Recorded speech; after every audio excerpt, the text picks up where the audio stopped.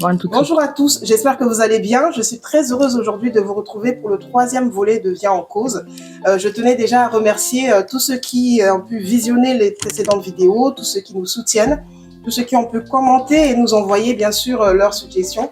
Je vous remercie particulièrement. Moi, c'est Karine de Noah Cosmetics. Vous avez pu me voir sur différents réseaux et là, c'est un autre cadre. Et je suis contente de vous retrouver pour ce temps d'échange où on parle de différents sujets autour du bien-être. Donc, on va pouvoir discuter avec différents professionnels, des passionnés qui vont nous aider à mieux vivre. Et donc, c'est le but de l'émission. Aujourd'hui, c'est avec une grande joie que je reçois la chef Ursula. Bonjour. De chez Cayenne en balade. Je vais te laisser te présenter si tu veux bien. Oui, tout à fait. Donc, bonjour tout le monde. Donc, moi, c'est la chef Ursula de l'entreprise Cayenne en balade. Et aujourd'hui, mais vraiment, c'est avec une grande joie que je suis avec toi aujourd'hui pour pouvoir vous dire et puis vous donner des petits conseils concernant votre alimentation. Donc, voilà. Merci beaucoup. En tout cas, je suis contente. Et Ursula, je voulais te dire quelque chose, tu as oublié le plus important. Oui. Tu as oublié le plus important. Parle-nous de ton label. Ça, c'est quelque chose d'important. Oui, tout à fait. Effectivement, j'ai complètement oublié.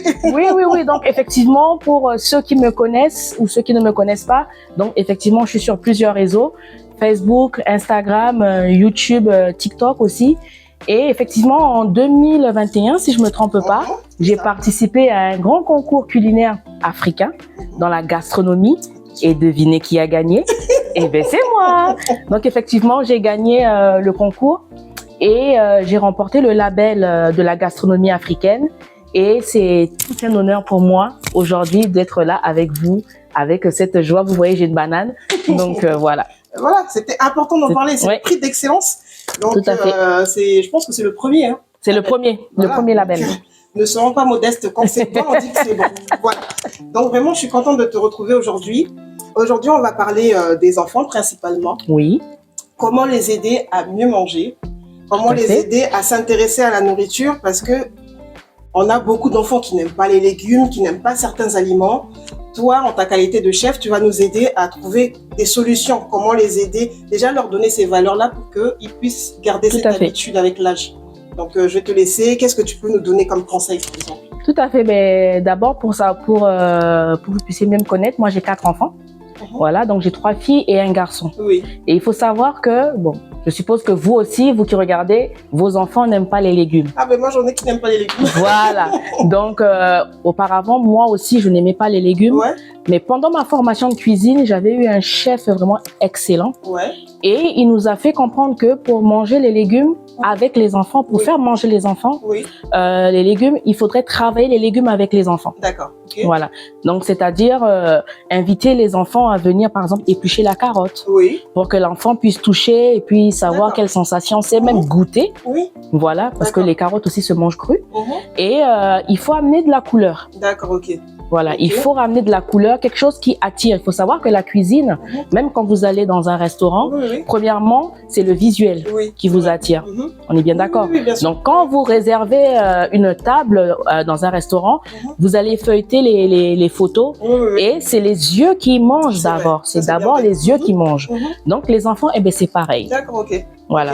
Donc, les enfants, c'est pareil. Il faudrait ramener de la couleur, faire des petits jeux de couleurs pour que l'enfant puisse déjà attirer. D'accord. Qu'il soit attiré. Vraiment le faire participer. C'est ça.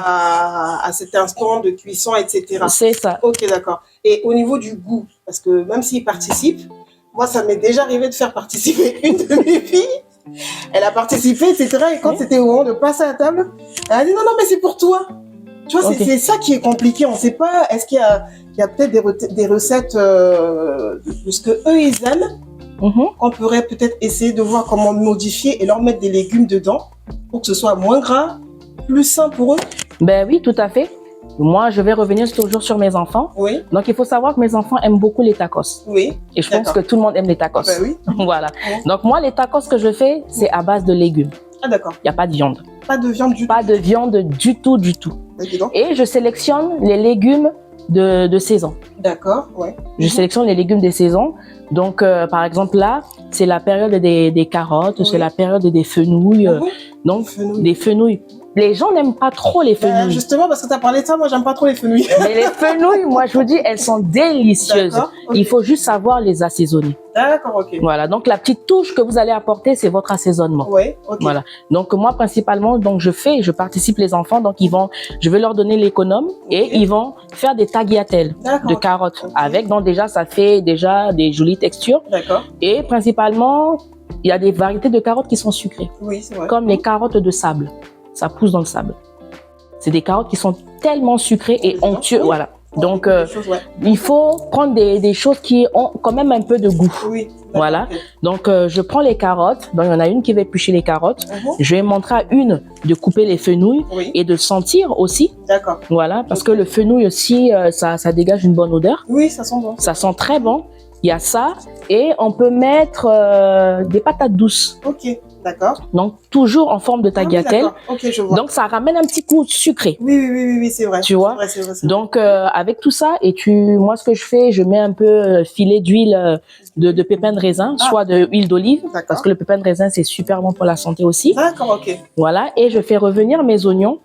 Et après, l'assaisonnement, moi, ça varie. D'accord. Ça varie. Des fois, je fais prendre du basilic, persil, et puis avec de la carotte, justement, que je mixe le tout et je le laisse macérer. Oui.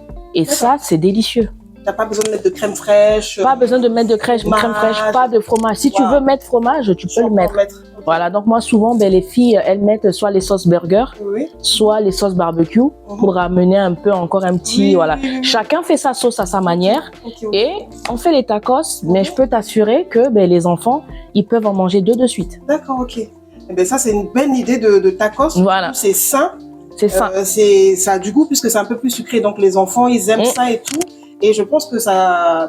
enfin, pourquoi je dis ça? Parce que c'est un gain de temps aussi. C'est ça. Parce que quand on pense qu'on part au travail, on revient, on est fatigué, on n'a qu'une envie, c'est de poser ses affaires. Et qu'on a des enfants qui sont difficiles pour... voilà, il faut s'adapter au goût des uns des autres. Oui, tout à fait. C'est des recettes comme ça que toi, tu pourrais... Des recettes très faciles. Très rapidement. Voilà, des recettes très faciles à faire. Et non seulement de 1, les enfants participent. Et comme tout à l'heure, tu disais, chaque enfant peut... montrer ou dire ce qu'il aime et façonner. D'accord. Mais toujours autour des légumes. D'accord, ok. Tu vois, donc c'est vraiment important de faire participer l'enfant. Et comme nous, quand on fait la cuisine, à chaque fois, on goûte. Mais l'enfant doit goûter aussi. D'accord, ok. L'enfant doit goûter. Et puis, si pour elle, c'est parce qu'on n'a pas les mêmes palais, donc à lui ou à elle de rajouter en fonction. Ok. Voilà. Et là, moi, je pense que c'est une bonne idée. Je vais tester avec mes filles. Je te dirai si ça marche ou pas. En tout cas, pour moi, ça marche. Ah non, mais moi, j'ai 4 filles aussi. Enfin, j'ai 4 enfants. Et sur les 4, il n'y en a qu'une qui mange les légumes. Ah, waouh. Après, je sais qu'il y a des enfants aussi, ils ont des difficultés avec la viande, le poisson. C'est compliqué d'aider... Enfin, soit tu as des enfants... Enfin, par exemple, les miennes, sans vraiment vouloir trop m'étaler sur ma vie. Mes filles, à part... la nourriture africaine, des espèces de bonnes sauces, etc. Là, elles sont d'accord. Mais quand je vais faire autrement, mais quand on n'a pas le temps, tu reviens du travail, tu n'as pas le temps de faire des sauvages sauces, une sauce vraiment bien lourde. Comment tu fais? Quel gain de temps? On fait comment? Comment? Eh bien, moi, ce que je peux vous conseiller, c'est de préparer en amont. D'accord. Voilà. C'est vrai que nous, les mamans, surtout moi-même qui parle, on a tendance à se lever le matin, à préparer les enfants, à courir de gauche à droite, travailler. Et quand on rentre, on est épuisé. Ah, c'est sûr. Voilà. Donc, les week-ends, principalement, il faut le faire les week-ends. Donc, soit le samedi, tu as le jour où tu es avec tes enfants. Voilà, tu passes du temps. Et le dimanche, moi, ce que je fais, c'est le temps où tu prépares. D'accord, ok. Voilà, donc je sais que je prépare peut-être jusqu'à mercredi. Jusqu'à mercredi. Si je sais que je fais plusieurs plats en avance. Voilà. Et principalement, beaucoup de légumes en vapeur. Et puis après, chacun rajoute... moi, j'aime bien laisser mes enfants faire à leur sauce. Avoir le choix. C'est très important. Bien sûr. C'est très important parce que quand on impose aux enfants, au début, j'imposais et ça passait pas. Oui. Ça passait pas parce qu'on a tendance à dire non, le ketchup fait grossir, non, le barbecue fait grossir, non, la mayonnaise fait grossir. Mais si tu as envie que ton enfant mange les légumes, déjà, on sait très bien que les légumes vapeur, voilà, c'est fade. Ça n'a pas trop de goût. Donc, les enfants, moi, je les laisse, chacune assaisonne à sa façon. D'accord, ok. Voilà. Donc, dimanche, tu fais ton plat de lundi, mardi, mercredi. Tu laisses ton plat le lundi au frigo Oui. et les 2 derniers jours, tu le mets au congélateur. D'accord, ok. Comme ça, tu sais que quand tu rentres, c'est déjà prêt. Il n'y a plus qu'à réchauffer. Ouais. Et là, le dimanche, tu as encore plus de temps parce que tu as le temps de faire ta cuisine, mais tranquillement, sans pression, sans stress. Ça peut être aussi une activité familiale, du coup, avec tes enfants. Avec tes enfants. Voilà. On gagne du temps. On gagne du temps. Vous achetez. Moi, j'ai ma grande sœur qui est à Toulouse et j'étais un peu inspirée par elle. Elle avait un emploi du temps, voilà, comme un calendrier qu'elle a collé sur le frigo. Oui. Et puis, c'était des menus qu'elle faisait. D'accord, ok. Comme on fait à la cantine, comme on fait, moi je travaille dans une EHPAD, comme on fait dans les EHPAD, il y a déjà les menus. Donc le lundi, midi, elle sait ce qu'elle mange, le soir, elle sait ce qu'elle mange, mardi, elle sait ce qu'elle mange. Elle avait tout planifié. D'accord, ok. Et les dimanches, elle le faisait et elle le mettait dans son frigo. Donc ça laisse pas du tout la place à... Parce que des fois, ça peut t'arriver, dans la journée, tu as envie de manger quelque chose de bien spécial. Donc si tu as déjà tes menus qui sont déjà programmés, ça peut te décaler, ça laisse pas de place en fait à tiens, on a envie de manger ça ce soir, bah écoutez, on va le faire quand même. Après tu décales. Moi, ce que je fais, les week-ends, c'est volonté, c'est free, c'est libre. Tout le monde est libre. Mais la semaine, j'y tiens à ce que, voilà, ce que j'ai préparé, que les enfants puissent manger. Mais le week-end, tu as le droit vraiment de... Moi, des fois, les week-ends, c'est juste apéro, saucisson, et puis un peu de carottes frais, voilà. Donc, ils ont quand même la liberté. Des fois, c'est que des chips. Voilà. Le week-end, vraiment, le vendredi soir, soit c'est le vendredi soir, soit c'est le samedi. On choisit un jour dans la semaine où c'est free.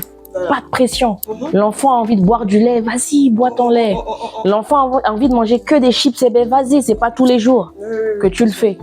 Donc, et là, ça laisse à l'enfant la liberté de dire, ah ouais, même elle est pressée d'arriver le week-end parce qu'elle sait que ce moment-là, c'est un moment spécial où elle est en famille avec sa mère, son père, ses sœurs, ses frères.